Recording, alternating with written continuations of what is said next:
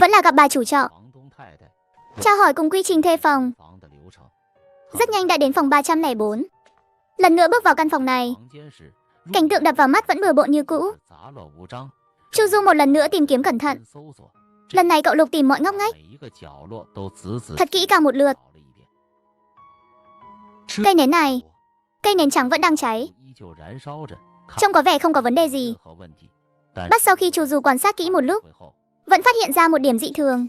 Dù bên cạnh không có thứ gì để ghi chép, nhưng từ khi cậu bước vào phòng, ít nhất đã trôi qua nửa tiếng đồng hồ.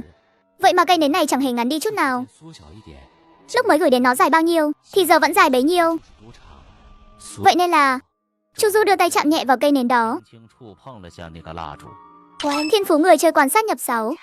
Phát động giám định vật phẩm thành công. Là nến mỡ vật phẩm tiêu hao phẩm chất trắng hiệu quả.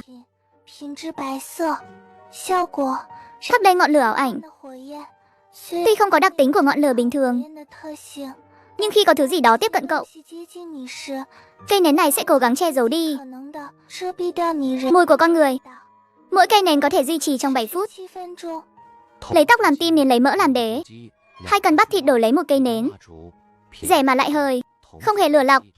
Bạn đã nhận được công thức chế tác vật phẩm này. Nhờ ưu đãi phó bản tân thủ, bạn nhận được thiết bị chế tác miễn phí. Chỉ cần bỏ nguyên liệu là có thể chế tạo. Đây là một món đồ chơi và một máy nghiền. Hóa ra là vậy. Hành chi người thuê trước lại phát điên.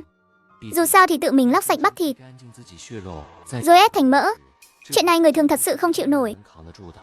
Nhưng có vẻ sau khi hắn lên tầng 5, lại không biết đã xảy ra chuyện gì, khiến bản thân sôi hỏng bỏng không. Cuối cùng mới đăng xuất thảm khốc trong tòa nhà ma này. Còn về nguyên nhân hắn thất bại ư? Chắc là do liều lượng không đủ rồi. Đã đặc biệt đưa ra một cuốn công thức thế này, cộng thêm cái kia nữa. Hình như là thiên phủ phá toái tồn tại vừa được tặng, nên tôi mạn phép đưa ra suy đoán thế này. Tiếp theo đây, nếu tôi muốn thoát khỏi tòa nhà này, phải học theo vị cựu tá hộ này, bỏ đi một cánh tay của mình, rồi dựa vào cây nến hắn để lại, cùng với 2 cây mới chế tạo, cộng thêm thiên phú vừa nhận được, mới có thể miễn cưỡng thoát khỏi cửa tử. Sau khi suy luận đơn giản xong, Chu Du định thực hiện bước tiếp theo. Giây tiếp theo, cảm giác khác thường quen thuộc lại cuốn lấy cậu. Chu Du bước ra khỏi cửa phòng, thấy tất cả hàng xóm đều đang tươi cười chào đón mình. Bà chủ trọ vẫn hiền hậu như thế. Bà ta còn mời tôi ăn một bữa cơm đạm bạc. Mọi người trong tòa nhà đều chăm sóc lẫn nhau,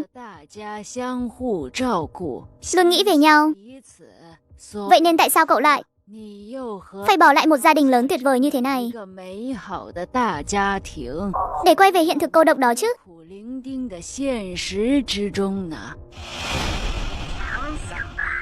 Người thân cuối cùng của cậu đã ra đi rồi. Cậu cũng đã trải qua bao nhiêu khổ cực, nên hãy quên đi. Cậu hoàn toàn có thể quên hết tất cả. Bạn đã bị xâm thực. Trị lý trí bị tổn hại. Trị lý trí hiện tại là 75.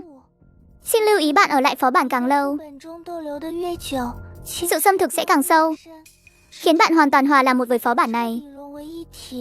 Vì vậy hãy mau chóng hoàn thành trò chơi. Lại một lần nữa giới hạn việc nán lại một cách rõ ràng.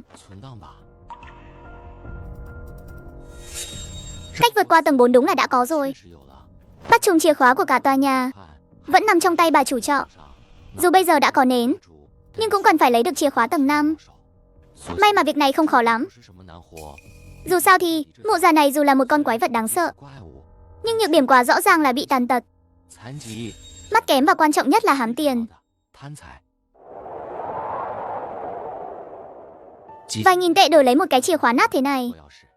Đáng giá lắm. Chu Du cầm chiếc chìa khóa dính đầy dầu mỡ, được điêu khắc hình đầu lâu trên tay.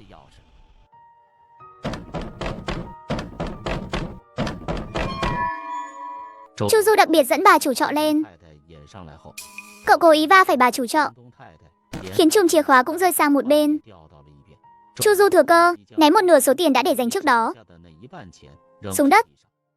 Cậu tranh thủ lúc bà chủ trọ đang nhặt tiền, lợi dụng nhược điểm mắt kém của đối phương để lấy chiếc chìa khóa.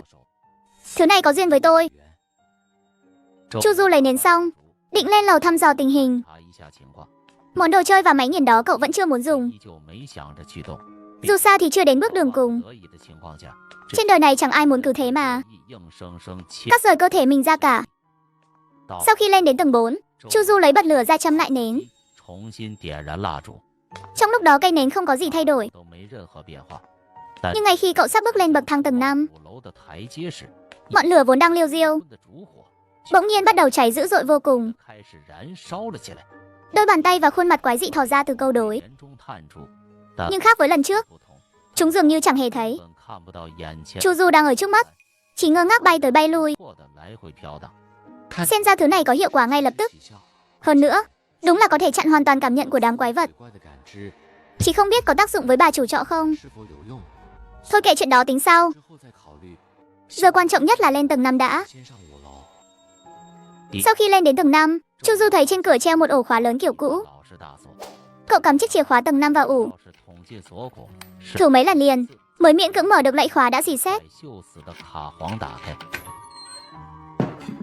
Chu Du cũng chẳng quan tâm động tĩnh này liệu có thu hút bà chủ trọ tới hay không. Dù sao đợi đến khi bà ta đuổi tới thì cây nến này cũng sắp cháy hết rồi. Đến lúc đó bị tầng 4 xử lý hay bị bà ta xử lý cũng chẳng khác gì nhau lắm.